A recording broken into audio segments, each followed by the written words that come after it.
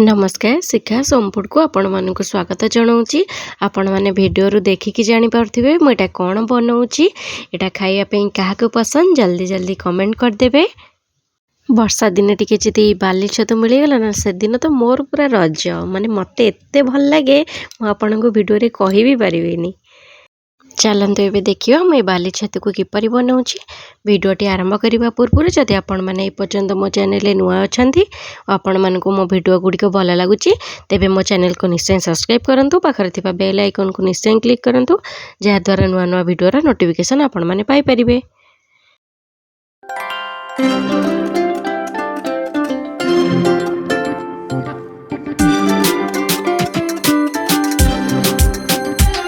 देखंतु आज सकाळु सकाळु बारिकी गला बेलू बहुत बाली छतु होता मुझे तोलिकी नहीं आसी। एबे ताकू बाछि नबा तलपटू जो ता चेर थाए और जो बाली लगी थाए सेटा को आपण माने एमती छिड़ी देबे। मुझे एमती बाछि नउची आमे सबु छतु को सही परि भाबरे बाछि दबा। वर्षा दिन रे एई छतु काहाकू मिलिछि मते निश्चिंत कमेंट करिवे। देखो मैं सब छतु को बाछि नहीं एबे ताकू पानी रे पकई दबा। पानी रे पकईकी किछ समय रखिला परे ता जो बाली लगी थाए सेटा पानी तले बसी जिवो और छतुटा हमर ऊपर भासी आसीबो। मैं एबे पानी रे याकू पकई दउची। छतु को पानी रे पकई सारला परे एठी देखंतु मो हाथ रे ताकू केमती हल्का हल्का तळकू कर दउची। आपण माने सेमती कर देबे। सेमती कले ता जो ऊपर बाली लागिथिबो सेटा छाडी जिवो।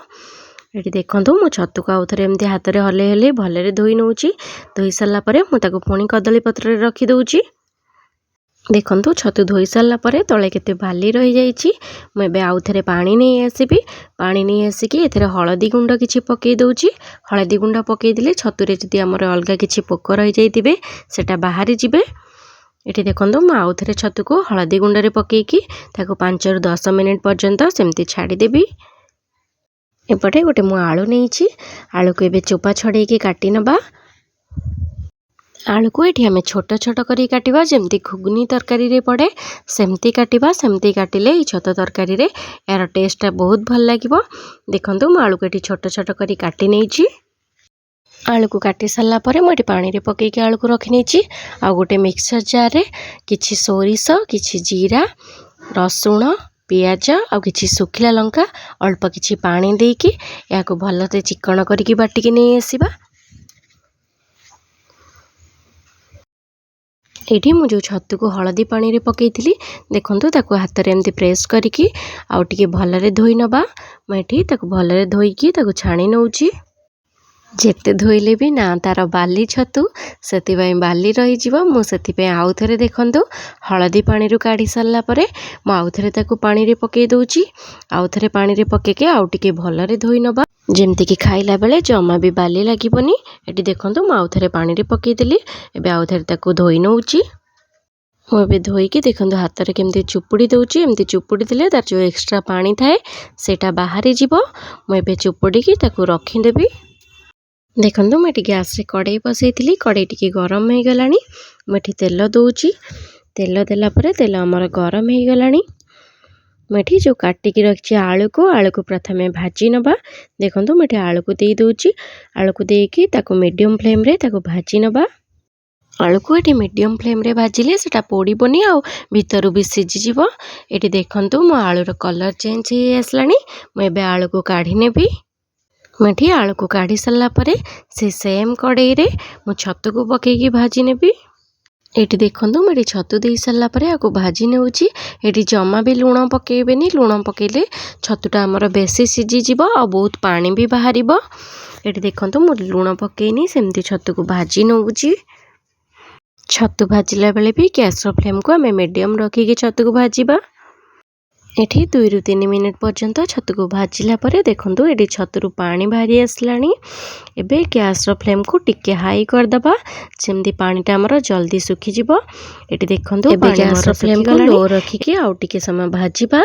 छतुटा जतबेले कड़ाई रे लागी आसीबो एमती जानिबे जे छतु हमर हेई गला। तापरे ताको काढी नेबे। मेबे से सेम कड़ाई रे अल्प तेल दउची। तेल को टिके समय गरम हवा को दबा। ये देखो तेल गरम हो गला। मु जो मसला बाटिकी रखी से मसला को दे दूची। ये मोर टिके अधिक मसला होगला मुझे जी दरकार से मसला ही दूची। मसला देला सांगे सांगे ये आम लुण पकईदेवा ना यहाँ सोरिष मसलाटा यहाँ पिता हो। देखो मुझे लुण पकई सारापर ताको एमती खड़िकार गोल नौची। गोल सारापर ए हलदी गुंड पकईदेवा और अल्प किसी लंका गुंड पकई नवा। आपन को जी राग पसंद आप लंका गुंड पकईबे कारण आपण मसला रे 2टा सुखिला लंका बटा होती। मत ये टिके राग दरकार मुझे आउ टिके लंका गुंड पकई नहीं। देखो लंका गुंड पकई सारापर ताको हल्का एमती टिके गोल नवा बेसी मसला को कषानी। देखो अल्प समय गोल सारापर ए पानी देदेवी। मेठी पानी दे सारापर ताको हल्का गोल नेबी आउ गोटे आंबुल पकईदेवी।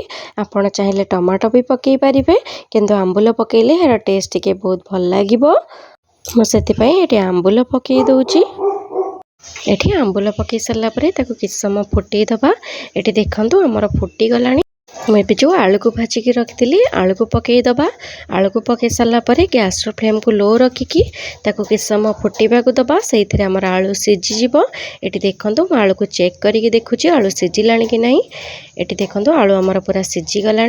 एबे मु जो भाजिकी रखी छतु को आधे पकईदबा। एठी छतु पकई सारापर ताको किछ समय फुटिबा को दबा। आपन को जदि झोल पसंद आपन छतु पकई सारापर 1 मिनिट फुटे देबे। फुटे सारापर गैस को ऑफ कर देबे। देखंतु मते एटी टिके झोल कम दरकार। मेठी किछि समय को फुटई देबी। एटी देखंतु फुटी सारापर मोर झोल पूरा सुखी जाइछि। बस एतिकरे मु गैस को ऑफ कर देबी। आपण माने एही परि भाबरे छतु बेसर निश्चिंत करंतु। एहार टेस्ट किपरि लागिला कमेंट रे जणैबे। जदि वीडियोटी पसंद आसे आपण मो चैनल को लाइक करिवे शेयर करिवे सब्सक्राइब करिवे। और जदि फेसबुक पेज रे देखुचंती मो पेज को फॉलो करबा को जमा भी भूलिबेनी। Thank you.